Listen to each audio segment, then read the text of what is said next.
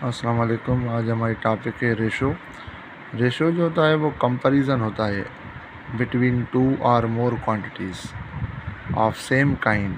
Means जिन चीज़ों को हम कंपेयर करें ज़रूरी हो कि वो सेम काइंड की हो, सेम किस्म की हो, से उनका यूनिट सेम हो। The comparison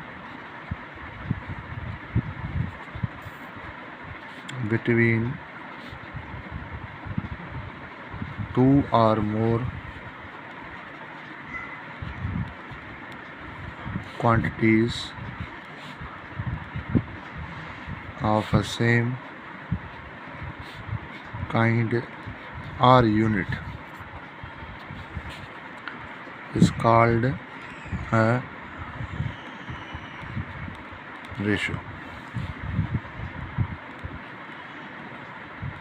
Symbol of a ratio is double dot or slash. Ratio between two quantities is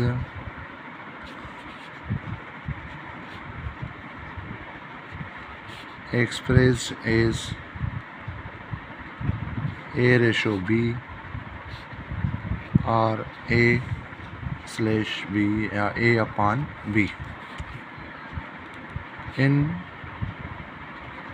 A ratio B, the first quantity A is called antecedent and B is called consequent. For example,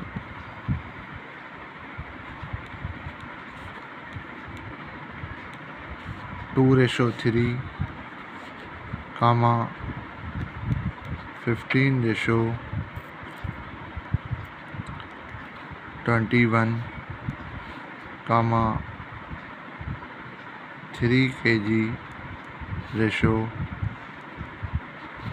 2 kg. These are the examples of ratio. और ratio को हम simplify भी कर सकते हैं। जैसे 15:21 है, अगर किसी सेम नंबर की इन पर टेबल लग रही है तो हम उनको सिंप्लीफाई भी कर सकते हैं। और जैसे शुरू में मैंने बताया कि जो रेशो होगा वो उनका जो यूनिट है उनकी जो काइंड है वो सेम होगा। ठीक है। अब फॉर एग्ज़ाम्पल एक हमें क्वेश्चन दे रहा है कि रेशो को सिंप्लीफाई करें। 2 kg रेशो 1500 ग्राम। अब इनको सिंप्लीफाई करना है तो देखें ये केजी में है और ये ग्राम में। तो सबसे पहले हम क्या करेंगे कि इनको यूनिट को सेम करेंगे दोनों को। तो फिर जो छोटा यूनिट है वो ग्राम है तो हम केजी को कन्वर्ट करेंगे ग्राम में। तो पर केजी जो होता है वो 1000 ग्राम होता है। तो ये जो 2 kg है ये हो जाएगा 2000 ग्राम और ये सेम रहेगा 1500 ग्राम। अब अगर इन पे टेबल लग रही है तो वो टेबल लगाएंगे। अब 2 0 इनमें से ख़त्म हो रहे हैं और उनके बाद 20 और 15 बच रहा है। तो 20 पे 5 की टेबल लगेगी 4 टाइम और इन पे 3 टाइम। तो इनमें जो रेशो हुआ वो हुआ 4:3। फिर 2 kg में किसी भी अमाउंट के जो हैं वो 4 हिस्से हैं और 1500 में 3 हिस्से हैं। एक और एग्जांपल हम अगर लें कि भाई 5.1 रेशो 34। ठीक है। अब 5.1 रेशो 34 इसमें डेसिमल है और अगर किसी रेशो में किसी क्वांटिटी में डेसिमल आ रही है तो ज़रूरी है वो भी ख़त्म करनी है। अब देखें डेसिमल इसमें है, इसमें नहीं है। तो डेसिमल के बाद यहाँ पर देखना है कि कितने डिजिट्स हैं। राइट साइड पे 1 डिजिट है तो इसकी डेसिमल ख़त्म करके यहाँ पर हमें वो 10 देना है। अगर दोनों तरफ से डेसिमल है तो फिर डेसिमल जो है वो बैलेंस हो जाएगी। ठीक है, 1 डिजिट के बाद। अब यहाँ पर हुआ 51 यहाँ पर 340।